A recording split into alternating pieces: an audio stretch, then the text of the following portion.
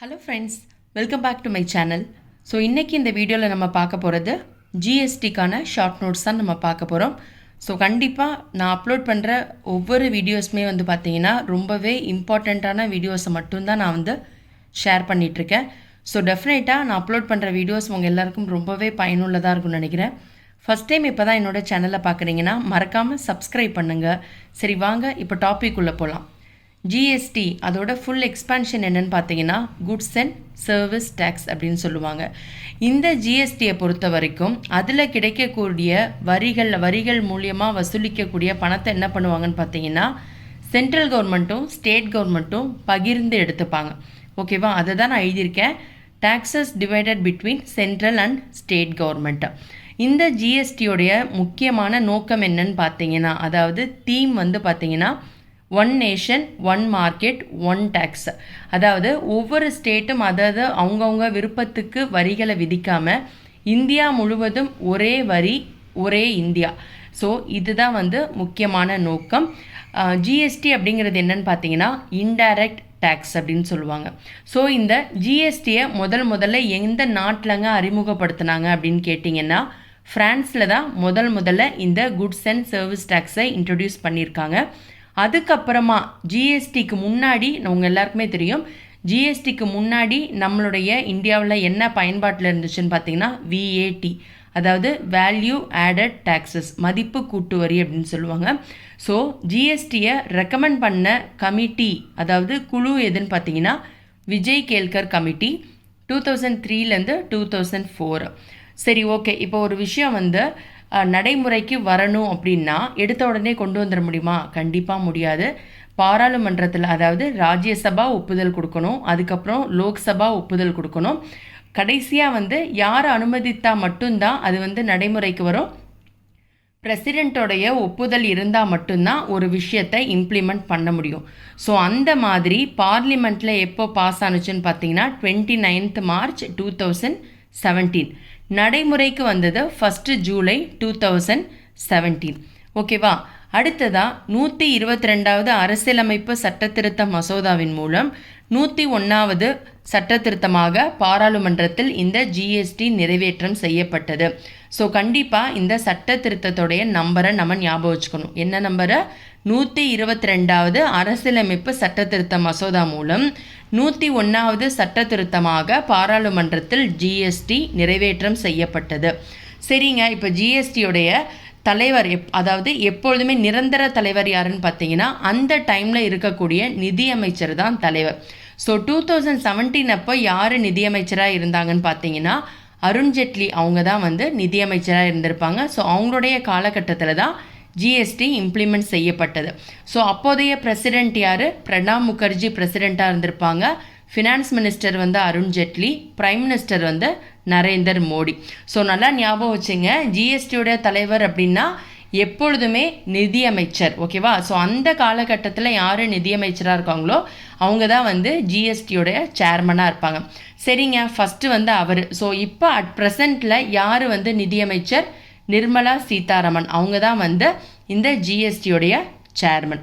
அடுத்ததாக அதில் இருக்கக்கூடிய உறுப்பினர்கள் யாருன்னு பார்த்தீங்கன்னா அனைத்து மாநிலங்களில் இருக்கக்கூடிய முதலமைச்சர்கள் தான் இந்த ஜிஎஸ்டி கவுன்சிலுடைய மெம்பர்ஸ். அடுத்ததாக ராஜ்யசபாவில் எப்போ ஒப்புதல் கொடுத்தாங்கன்னா 3 ஆகஸ்ட் 2016. நல்லா கன்ஃபியூஸ் பண்ணிக்காதீங்க, படிக்கும் போதே தெளிவாக பார்த்துங்க. பார்லிமெண்ட்டில் எப்போ பாஸ் பண்ணாங்கன்னு பார்த்தீங்கன்னா 29 மார்ச் 2017. அதுக்கு முன்னாடி 2016 ராஜ்யசபாவில், மாநிலங்களவையில் 3 ஆகஸ்ட் 2016, லோக்சபாவை பொறுத்த வரைக்கும் மக்களவையில் 8 ஆகஸ்ட் 2016 ஒப்புதல் கொடுத்துருப்பாங்க. சரி, அடுத்ததாக பிரசிடெண்ட் எப்போ ஒப்புதல் கொடுத்தாங்க? ராஜ்யசபா கம்ப்ளீட் ஆகிடுச்சு, லோக்சபா முடிஞ்சுட்டு அதுக்கப்புறம் அந்த பேப்பர்ஸ் எல்லாம் எங்கே போகும்? பிரசிடெண்ட்டோடைய ஒப்புதலுக்கு போகும். ஸோ அவர் எப்போ ஒத்துக்கிட்டாருன்னு பார்த்தீங்கன்னா 2 செப்டம்பர் 2016. ஸோ அந்த டைமில் பிரசிடெண்ட்டாக இருந்தது பிரணாப் முகர்ஜி அவர்கள். அடுத்ததாக ஜிஎஸ்டியை முதல்ல ஏற்றுக்கொள்ளப்பட்ட மாநிலம் எதுன்னு பார்த்தீங்கன்னா அஸ்ஸாம். கடைசி மாநிலம் ஜம்மு காஷ்மீர். தமிழ்நாடு நான் எத்தனையாவது பிளேஸில், அதாவது எப்போ அவங்க அக்செப்ட் பண்ணிட்டாங்கன்னு பார்த்துட்டு உங்களுக்கு நான் கமெண்ட் செக்ஷனில் பின் பண்ணிடுறேன். ஜிஎஸ்டி ரிலேட்டட் ஆர்டிகல்ஸ்னு எடுத்துட்டோன்னா 246A, 269A 279A. நல்லா ஞாபகம் வச்சுங்க. 69A 79A, அதுக்கு முன்னாடி 246A. இப்போது ஜிஎஸ்டின்னு எடுத்துட்டோன்னா அதுக்கான அந்த வரிகளுக்கான ரேஷியோ, அந்த டேக்ஸ் ஸ்லாப் என்னங்கிறத நம்ம பார்த்துக்கணும். 0%, 5%, 12%, 18%, 28%. இப்போ 0% அப்படின்னா என்னென்ன பொருள்களுக்கெல்லாம் வரிகள் கிடையாது அப்படின்னு பார்த்தீங்கன்னா, பால், முட்டை, உணவுப் பொருட்களான உப்பு, அதாவது இதுக்கெல்லாம் வரி கிடையாது. அடுத்தது இந்த 5% என்னென்ன பொருட்கள்னு பார்த்தீங்கன்னா, காலனி, டீ, காஃபி, அதுக்கப்புறம் மருத்துவ பொருட்களுக்கெல்லாம் 5% ஜிஎஸ்டி. 12% எதுக்குன்னு பார்த்தீங்கன்னா, வீட்டு உபயோகப் பொருட்கள், அதாவது ஹோம் அப்ளையன்சஸ்க்கெலாம் 12% GST. 18% GST for hair oil, அதுக்கப்புறம் டூத் பேஸ்ட்டுக்கெல்லாம் பார்த்தீங்கன்னா 18%. இந்த 2 பொருள் மட்டும்னு ஞாபகம் வச்சுக்காதீங்க. இன்னும் அடிஷ்னலாக நிறையா பொருட்கள் இருக்குது. நான் குறிப்பிட்டு ஒரு சில பொருட்களை மட்டும்தான் நான் எழுதியிருக்கேன். அடுத்ததாக 28% எதுக்குன்னு பார்த்தீங்கன்னா, ஏசி, ரெஃப்ரிஜிரேட்டர், அதுக்கப்புறம் 4 வீலர்ஸ், இதுக்கெலாம் பார்த்தீங்கன்னா 28%. ஓகேவா? ஸோ இப்போ இந்த ஜிஎஸ்டியில் அந்த டேக்ஸ் ரேஷியோ நம்ம பார்த்துட்டோம். இப்போ 5% அப்படிங்கிறது எவ்வளோனா, 2.5 சென்ட்ரல் கவர்மெண்ட் எடுத்துப்பாங்க, பேலன்ஸ் இருக்கிற 2.5 ஸ்டேட் கவர்மெண்ட். அந்த மாதிரி கொடுத்துருக்க பர்சன்டேஜில் டிவைட் பண்ணி எடுத்துப்பாங்க. பாதி சென்ட்ரல் கவர்மெண்ட்டுக்கும் பாதி ஸ்டேட் கவர்மெண்ட்டுக்கும் அந்த அமௌண்ட்டை செப்பரேட் பண்ணி எடுத்துப்பாங்க. ஸோ இதுதான் ஜிஎஸ்டியோட டேக்ஸ் ரேஷியோ. ஸோ திரும்பவும் ஒரு தடவை நான் ஃபாஸ்ட்டாக சொல்லிடுறேன். ஜிஎஸ்டி அப்படிங்கிறது என்னங்க, குட்ஸ் அண்ட் சர்வீஸ் டேக்ஸ். அதுலேருந்து கிடைக்கக்கூடிய வரி பணத்தை கொண்டு ஸ்டேட் கவர்மெண்ட்டும் சென்ட்ரல் கவர்மெண்ட்டும் டிவைட் பண்ணி அமௌண்ட்டை எடுத்துப்பாங்க. இதனுடைய முக்கியமான நோக்கம் என்ன, எதுக்காக இந்த ஜிஎஸ்டியை இந்தியாவில் இன்ட்ரடியூஸ் பண்ணாங்க அப்படின்னு எடுத்துக்கிட்டோம்னா, ஒரே இந்தியா ஒரே வரி. ஓகேவா? One nation one market one tax. அதாவது இந்தியா முழுவதும் ஒரே மாதிரியான வரிகளை கொண்டு வரதுக்காக தான் இந்த ஜிஎஸ்டியை அறிமுகப்படுத்தினாங்க. ஸோ ஜிஎஸ்டி அப்படிங்கிறது என்ன, இன்டைரக்ட் டேக்ஸ்.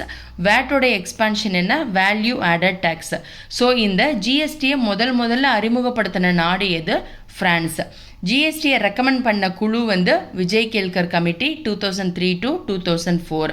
ஸோ இது எத்தனையாவது அரசியலமைப்பு சட்ட திருத்தம், 122வது அரசியலமைப்பு சட்ட திருத்த மசோதாவின் மூலம் 101வது சட்ட திருத்தமாக பாராளுமன்றத்தில் நிறைவேற்றம் செய்யப்பட்டது. ஸோ இதை முதல்ல பார்லிமெண்ட் எப்போ, ராஜ்யசபாவில் எப்போ அக்செப்ட் பண்ணிக்கிட்டாங்கன்னு பார்த்தீங்கன்னா, 3rd August 2016 ஒப்புதல் வழங்கப்பட்டது. அதுக்கப்புறமா லோக்சபாவில் 8th August 2016. மாதத்தை ஞாபகம் வச்சுங்க, ஆகஸ்ட் மாதம், பட் தேதி மட்டும் மாறும். ராஜ்யசபானா 3, லோக்சபானா 8. ஸோ இது எல்லாமே அக்செப்ட் பண்ணதுக்கப்புறம் ஆட்டோமேட்டிக்காக பேப்பர்ஸ் எல்லாம் எங்கே போகும், பிரசிடென்ட்டோடைய ஒப்புதலுக்கு போகும். அவர் எப்போ ஒப்புதல் வழங்கியிருப்பார், 2nd September 2016 எல்லாம் முடிஞ்சிருக்கும். ஸோ அதுக்கப்புறம் பார்லிமெண்ட்டால் முழுமையாக ஒப்புதல் வழங்கி அது நடைமுறைக்கு வந்தது எப்போன்னு பார்த்தீங்கன்னா 29th March 2017. ஸோ அதுக்கப்புறம் நம்மளுடைய, அதாவது அப்போதைய பிரசிடெண்ட்டான பிரணாப் முகர்ஜியும் பிரைம் மினிஸ்டர் யார் அப்போது, நரேந்திர மோடி, அவங்க 2 பேரும் எப்போ இதை அஃபிஷியலாக அனௌன்ஸ் பண்ணியிருப்பாங்கன்னா, 1st July 2017 ஜிஎஸ்டி நடைமுறைப்படுத்தப்பட்டது அப்படின்னு அனௌன்ஸ் பண்ணியிருப்பாங்க. ஸோ ஜிஎஸ்டியோட சேர்மன் எடுத்துட்டோன்னா எப்பொழுதுமே நிதியமைச்சர் தான். ஸோ 2017 இந்த ஜிஎஸ்டி அறிமுகப்படுத்தப்பட்ட போது நிதியமைச்சராக இருந்தது யார், அருண் ஜேட்லி. ஸோ தற்போதைய தலைவர் யார், நிர்மலா சீதாராமன். ஏன்னா அவங்க தான் நிதியமைச்சர். இந்த ஜிஎஸ்டியில் இருக்கக்கூடிய உறுப்பினர்கள் யாருன்னு எடுத்துட்டோன்னா, அனைத்து மாநிலங்களில் இருக்கக்கூடிய முதலமைச்சர்கள் தான் எப்பொழுதுமே இதில் உறுப்பினர்களாக இடம்பெறுவாங்க. அடுத்ததாக ஜிஎஸ்டியை அக்செப்ட் பண்ண ஃபஸ்ட்டு ஸ்டேட் எதுன்னு பார்த்தீங்கன்னா அஸ்ஸாம். கடைசியாக ஏற்றுக்கிட்டது ஜம்மு காஷ்மீர். ஜிஎஸ்டி ரிலேட்டடான ஆர்டிகிள்ஸ் என்னென்ன பார்த்தோம், 3 ஆர்டிகிள் மொத்தம், 246A, 269A, 279A.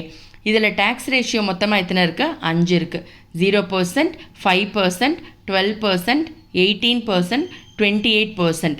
இந்த பர்சன்டேஜில் பார்த்தீங்கன்னா half ஸ்டேட் கவர்மெண்ட்டும் சென்ட்ரல் கவர்மெண்ட்டும் ஸ்ப்ளிட் பண்ணி எடுத்துப்பாங்க. 5%னா எவ்வளோ சொன்னேன், 2.5 சென்ட்ரல் கவர்மெண்ட்டுக்கும் 2.5% ஸ்டேட் கவர்மெண்ட்டுக்கும்.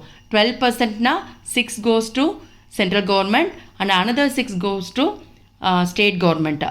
18னா 9 செப்பரேட் பண்ணிப்பாங்க. 28 அப்படிங்கிறது 14% வந்து சென்ட்ரல் கவர்மெண்ட்டுக்கும் பேலன்ஸ் இருக்கக்கூடிய 14% வந்து ஸ்டேட் கவர்மெண்ட்டும் எடுத்துப்பாங்க. இந்த 0% அதாவது என்னென்ன பொருட்களுக்கு 0%ன்னு பார்த்தீங்கன்னா பால், முட்டை, உணவுப் பொருட்களான உப்பு, இதுக்கெல்லாம் வந்து ஜிஎஸ்டி கிடையாது.